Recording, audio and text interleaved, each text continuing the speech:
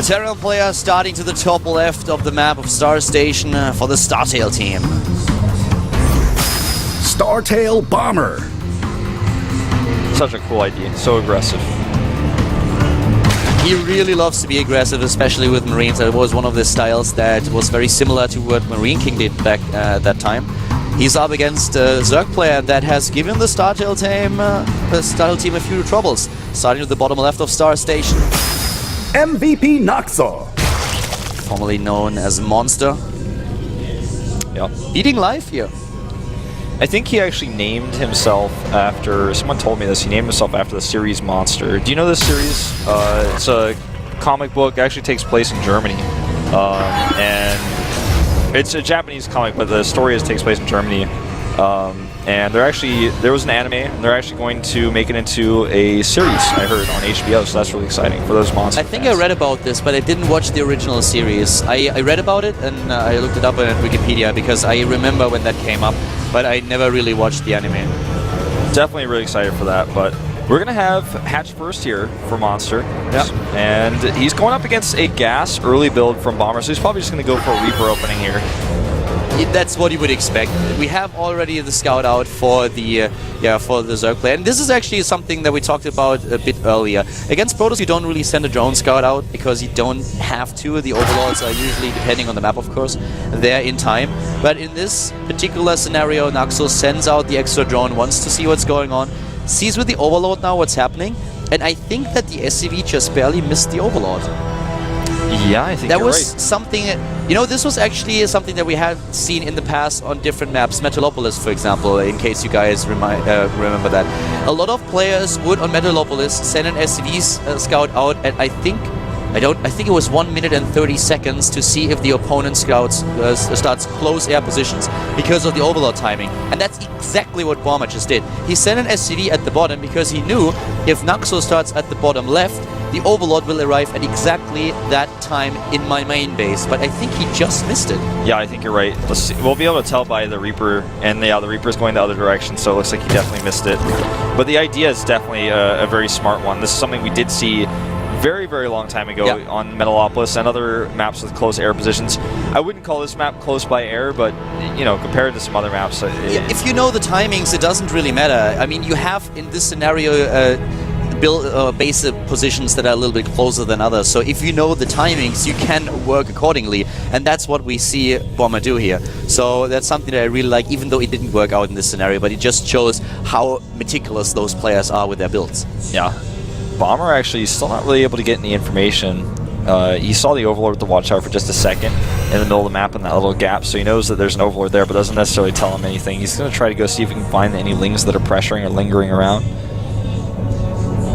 What he's trying to do here, he's actually just trying to stay outside the range of the Overlord. Yeah. But the lings are already ready in the main. He just barely misses them. Yeah, that was really smart. He had the chance of walking right through the Overlord's vision and going into the base, but he decided to take a huge detour because he wanted to see what's in the main base. And he was a little bit afraid that if the Overlord sees he's coming, that there would be a Queen just waiting for him and a couple of Zerglings. So, very smart play. Yeah, speaking of a Queen, he does get the tumor down, but that's so awesome. I mean, that is really annoying as a Zerg player. You have this energy at the beginning that you want to put into inject. You have the extra Queen already, wants to put the creep tumors down, and then there's 25 energy. Gone, just like that. Yeah, it's just totally gone and totally wasted there. By the way, Bomber went for an extremely fast third command center. This is part of the reason why he's so carefully scouting, because he is concerned about the possibility of one of those Roach Baneling timings. And we have, I mean, third command center is really standard now. A lot of Terran players use that. I don't think there are many Terran players that don't use a third command center early on. Flash saying that his style is the best. He said that in an interview that he dares Zerg players to attack him, but that he will always be able to defend. It's also a style that is a little bit greedy, and this gives a Zerg player the chance to hit a couple of timings where you can be aggressive. One of the most popular ones is Roach attack on 1-1 upgrades in the game where you take a third base too, which is also what we see Noxor do here. Yeah.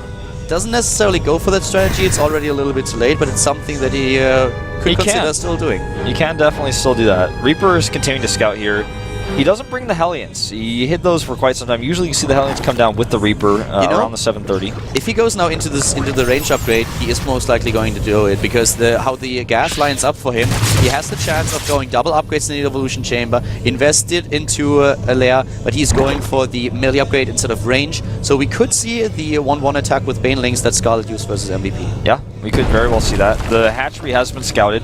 He's not really using these Hellions and the Reaper because he knows that the Queens are there, and he's not really trying to push that creep out without the Spine Core. Now that the Spine's there, he can move the Queens up. And so Bomber, he passively delayed some of this creep, but at the same time, he wasn't really able to directly attack it. Now he's just going to sit on the Watchtower and maybe see if he can see some Maynarding drones to pick off. Yeah, uses the Queen now over there just to get the injects done. The Hellions, of course, trying to keep the creep at bay. Bomber also going into very fast upgrades. Double upgrades already going on. Naxo with the additional gas that he mined going now into Lair, and we have the Baneling Nest, so this could very well be the attack. Might just play it safe, but at this point there is the potential for him to be very aggressive once he hits the speed upgrade for the Banelings. Yeah, he just made a bunch of Overlords, and as soon as those injects hit, he could start Zergling production. He hasn't done so yet. And this Overlord, not going to see much else. He actually will lose it.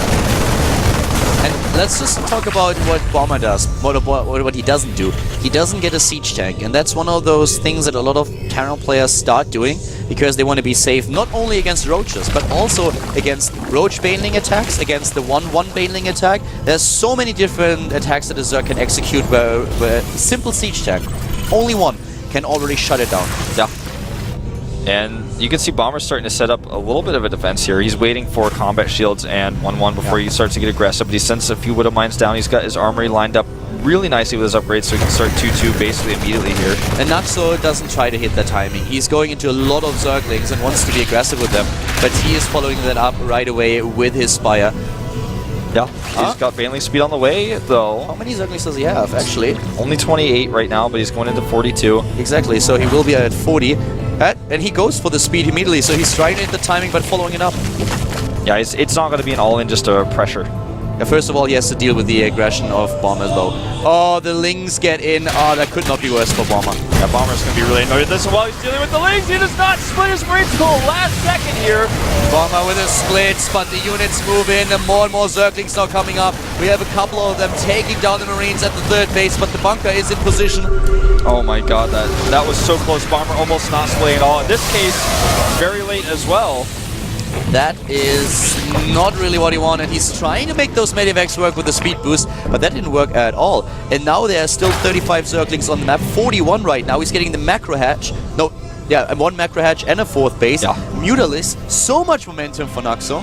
Yeah, that was really, really well defended against Bomber's aggression, and also the run by really keeping Bomber very distracted. Could have been even worse for Bomber, but he's going to stabilize now, and he's got 2-2 very much ahead, so there's going to be a timing window where he has that upgrade advantage over his opponent with a lot of Marines. And he's coming across the map again for a second wave. Scan goes down. +2/+2 for both of them. A little bit of an advantage for Bomber when it comes down to the upgrades. Oh, but the Banelings move into the mineral line and he splits them. He's trying to hit as much as possible, taking down the SCVs. Not the best trades there, but still a lot of damage to the economy. He wants to fight the Mutas, but there's just too many Banelings underneath. He has to live, and the hit is good on the Mutas. And the second one good as well. You guys will see just how much damage he did in a moment. These run bys are crazy good for Naxo. Really well done here. He does so much damage. But the Banelings could have been way better that he had to the top of the map. Yeah, and you know the Mutalist's taken some serious hits from those Widow Mines. He's lucky that Bomber doesn't have another wave of Marines coming across the map. Well, he's not lucky. It's really because he's been keeping Bomber so pressured. The one thing that I have to say though is that Bomber is really paying attention to his upgrades. Hitting +2/+2 immediately after the first wave of upgrades finished gives him an edge over his opponent, and he is still on 3 bases. So yes, damage to the economy has been done, but he has triple mule available. Yeah. He's going to try to take this watchtower. Unfortunately, there's already some Zerglings there. Mutalist going to the main base for some direct harassment here. He's got no turrets because he wasn't expecting to deal with this. He thought he had enough pressure on Nox so that this wouldn't happen. The Lings are trying to run in once more as well at the third base. Third base is being attacked not only by the Zerglings, but also the Mutalist now switching target. And he still has to defend against this army that walks across the map, and doing a great job here against the Widow Mines. Yeah, taking all those Widow Mines out. Bomber is in trouble, and Noxo I don't know what he has been training with, but he is on fire today. He's doing so much damage here. He's forced to lift on the command center. He's not going to stick around to try to kill it. He's much more focused on dealing with the aggression that's coming down to his third base. But his fourth hasn't even been touched yet. He's been eating a lot of kimchi, that's for sure. The guy is working like a boss here. And now suddenly we have the Zerglings running in. Sound once said the secret behind Korean dominance in StarCraft 2 is kimchi. And if that's true, then Naxo has been basically like eating all the kimchi that they have in the house. Yeah. I've been eating a lot of kimchi in my house too these days. But it hasn't affected me like this, not yet. I think you have to be correct. I need to be eating a lot more. It's in the genes, Wolf. Well, I did get some on my jeans once. It was really annoying. I had to take those to the wash. But this push is getting scarier and scarier all the time. These 50 supply up now. There's not enough Marines here. He's got only a few mines. Moving in, the Widow Mines are being triggered, but they only take down a few of the Zerglings, not the Mutalisk, and they go to town, take down one medivac after another. The SCVs are being assailed. Oh my god, Naxo with his third win here. Yeah. I mean, it's not over yet, but it's basically over. He doubles the supply. He shuts down these drops hard. It's 4 bases against 2 mining. The third is still there for Bomber, but he's down to 41 harvests against 78.